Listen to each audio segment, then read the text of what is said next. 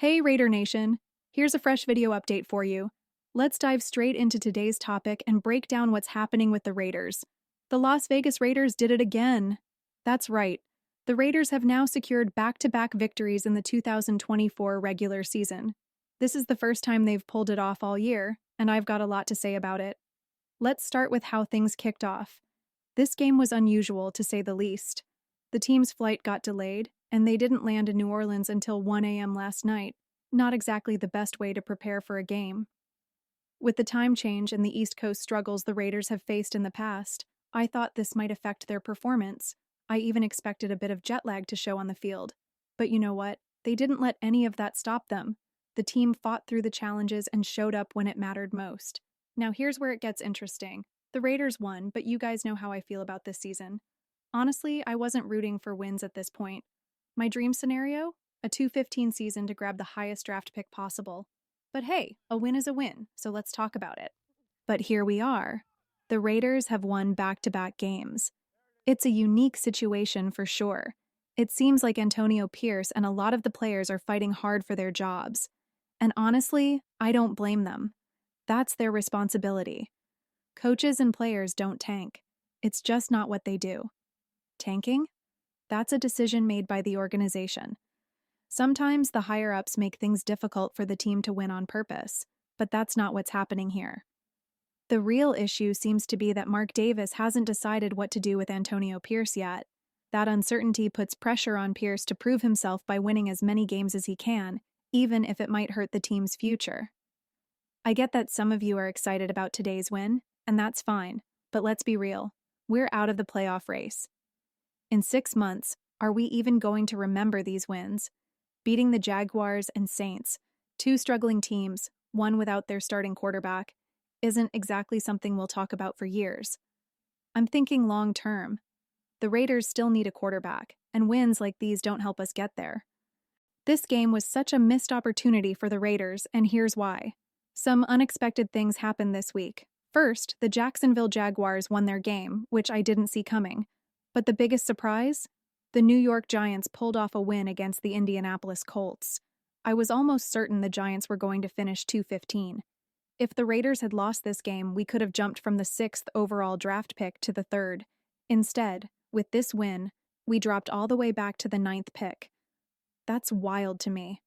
We're having one of the worst seasons I've seen in a long time, yet we might not even get a top 10 pick in the draft. It's mind-blowing.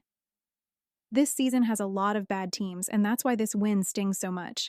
If we end up with the 9th overall pick, or anything outside the top 10, it limits what we can do in the draft. Sure, we could trade down, but a 9th pick isn't nearly as valuable as a top 3 pick. Think of NFL draft positions like currency. The higher the pick, the more valuable it is. A higher pick opens more doors and gives the team more opportunities to improve. This is why this win feels like a step back for the Raiders. Here's the big takeaway. Having a higher draft pick gives the Raiders a lot more options. I know some of you were hoping for players like Sheeter Sanders, though let's be honest, he didn't look great yesterday. Or maybe Cam Ward. Whatever quarterback you have your eye on, a higher draft pick makes it much easier to get them. Even if you're not a fan of either of those quarterbacks, having the 3rd overall pick would have made trading down much simpler.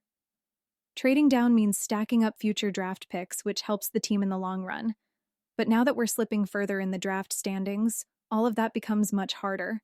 If we were thinking about trading up for a better pick, it's nearly impossible now. Moving up from 9th to the top 3 would cost a lot, and I don't see the Raiders making that kind of move. Our general manager, Tom Telesco, doesn't have a history of making bold trades like that. It was already a long shot, but now it feels almost impossible, unless Tom Brady steps in and pushes for a big move. I just don't see much benefit in winning games when the playoffs are already out of reach. If Mark Davis is using these games to decide whether Antonio Pierce should stay as head coach next season, that's a big red flag for me. Here's how I see it. Pierce is on a 2-year contract, and this season didn't go as planned. The decision should be based on whether you trust him to see the contract through, not just these last few games. Personally, I'd like to see him get one more season. I think he deserves a fair chance, especially if we can address the quarterback situation. This season didn't set him up for success. But if Mark Davis is really using these final games to make that call, it's a problem. In my opinion, Mark needs to step away from making football decisions. Let Tom Brady and Tom Telesco handle those decisions, because it's clear that Mark doesn't have a consistent approach. Now, let's talk about the game. Aidan O'Connell played really well. 20 completions out of 35 attempts, 242 passing yards, and 2 touchdowns with no interceptions. Yes, there was one risky throw in the red zone that could have been a pick six, but overall, he did a great job managing the game and protecting the ball. The Raiders also ran the ball effectively. Amir Abdullah had a fantastic game, rushing 20 times for 115 yards. It was great to see the ground game come alive like that. I didn't see this coming. Brock Bowers continues to shine, proving why he's such a valuable player. With 7 but didn't receptions for have nearly 77 the yards same and a kind of handful of records success. broken today, And that he's been running the game just brightest never got spot on in this track. rough season for the Raiders. He's someone to be excited about for future seasons with the silver and black. On defense, the team finally stepped up in forcing turnovers, something we've struggled with all season. We managed to grab 2 interceptions off Spencer Rattler, which was great to see. That said, we have to take games like this with a grain of salt. The Saints are not a good team. They're eliminated from the playoffs too, and Rattler is their backup quarterback. Let's not forget he played terribly just last week against the Packers. This is why these types of games can be so misleading. When you're playing against backup quarterbacks and other struggling teams, it clouds the bigger picture.